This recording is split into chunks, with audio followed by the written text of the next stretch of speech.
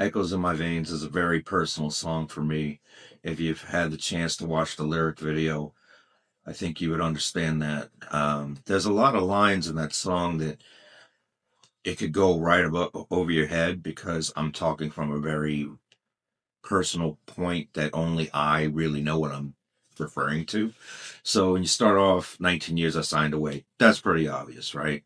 But the next line, blindsided, blood, nothing to say. That actually came because I surprised my parents and just said, I belong to Uncle Sam now. When I came home from the recruiter's office. So that was a big hit on them. And of course, they were very concerned and worried for me. 19 years I signed away, blindsided blood, nothing to say. And you have lines like the desert heat, the siren scream, IEDs tore through my dreams. Because, yeah, I mean, that's pretty clear what I'm talking about. And then when I would go on convoys, close calls with IED explosions. I remember being in a fuel truck. IED blew up right in front of the vehicle, and you see it going off, and it felt like one of them slow-mo moments in a movie when things blow up and it slows down for cinematic effect. It actually felt like it slowed down in real life. Desert heat, the siren scream, IETs tore through my dream. Guarding towers 12 hours straight. Prison eyes beyond the gate.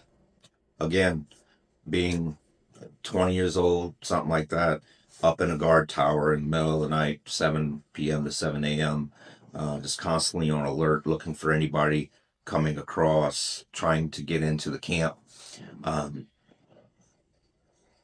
Prison eyes behind the gate is from time where we would get prisoners and we had to do guard duty. 40 hours, 12 hours straight, prison eyes beyond the gate. And you can't understand each other, of course, they're speaking Arabic or whatnot, and you can only speak English or what have you.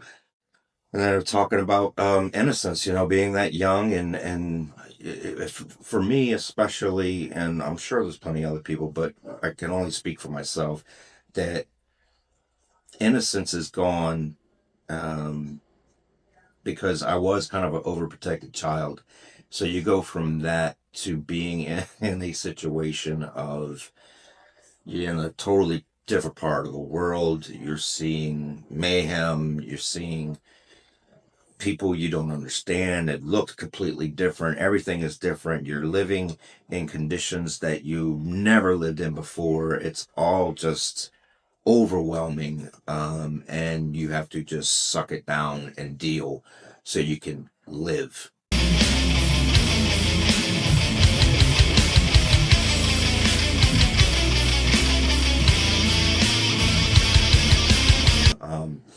Again, this is deep metaphorical wording. So you go through this, and once you get out of there, you still have it in your brain, and you come back to normal society, and you don't really know how to function, how to just see children in a grocery store, how to being around families, and if you have your own family, that dynamic is really intense. And you live with that. And then you go into the chorus, I fought for a lie, but I still bled true. I fought for a lie, but I still bled true. I wanted to serve my country. I had been patriotic since I was a little boy, watching Desert Storm footage on news, and I, despite whatever political beliefs you have, it doesn't matter once you sign up, because you do what is ordered of you. You don't have those freedoms once you sign it, once you sign that contract.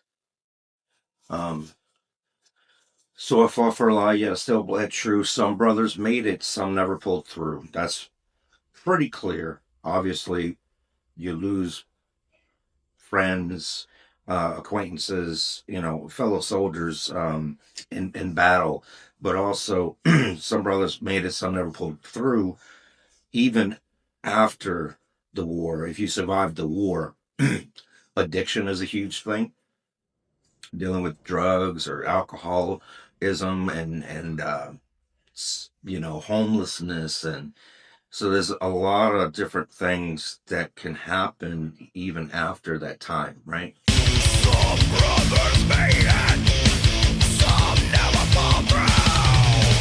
So yeah, I'm proud for what I did. I'm proud to have served my country despite whatever situation was going on behind the scenes in the government.